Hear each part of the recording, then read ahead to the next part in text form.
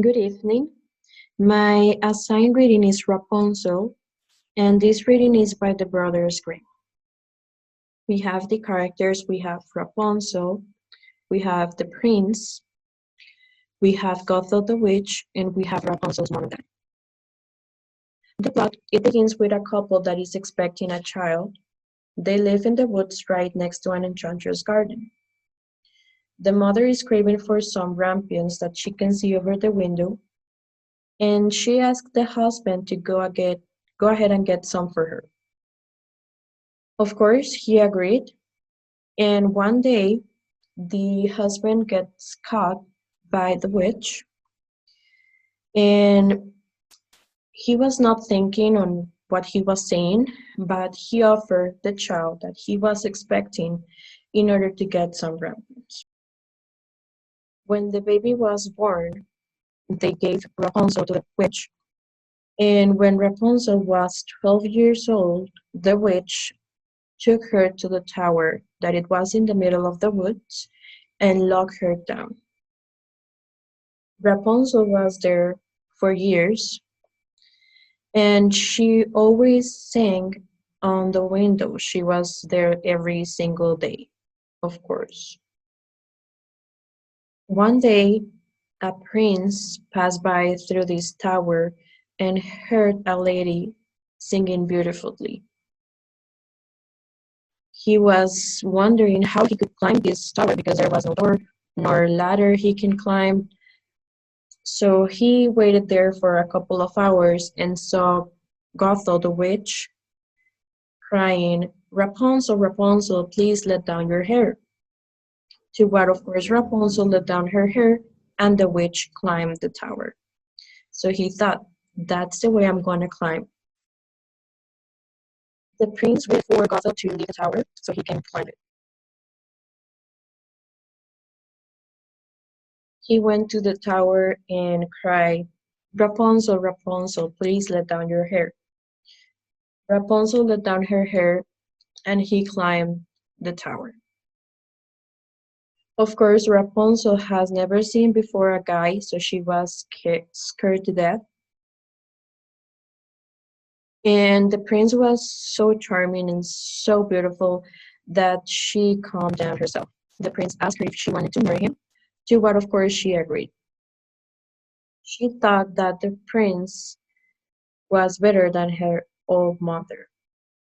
So they needed to think in a way that Rapunzel could escape. So she thought that if the prince was going to visit her every day, he could bring a piece of rope every time. Of course, when Rapunzel is about to finish, they could escape, get down the tower, and escape on the horse. He visited her every day as they planned. Of course, they thought that was the perfect plan. And one day, Rapunzel let down her hair for her mother to climb the tower. And as soon as she arrived, she asked her, "Hey, mother, why is it that you take so long climbing this tower? And the prince, he doesn't." So, of course, the mother understood what Rapunzel was asking, and she got mad. She beat her down, and she cut a piece of her. Then Gothel took Rapunzel to a desert place where no one ever would find her. The same day, the prince went to visit Rapunzel, and when she climbed the tower and got to the window, he saw that it was not Rapunzel. It was Gothel the witch. He mentioned to him that she was never going to see Rapunzel ever again, and that she was not there anymore.